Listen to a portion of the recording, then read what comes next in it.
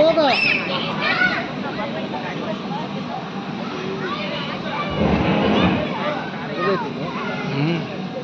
ಪರವಾಗಿಲ್ಲ ಅದು ಅಲ್ಲಿ ಭಾಳ ಸಮಯ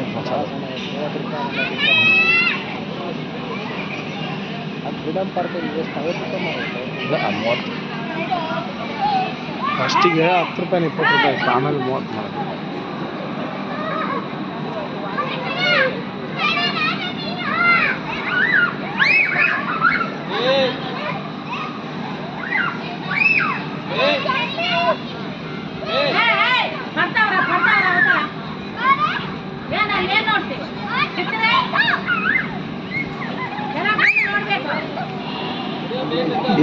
ಏಟು ಬಿತ್ತು ಅಷ್ಟು. ಅಯ್ಯೋ ಅಯ್ಯೋ ಅಯ್ಯೋ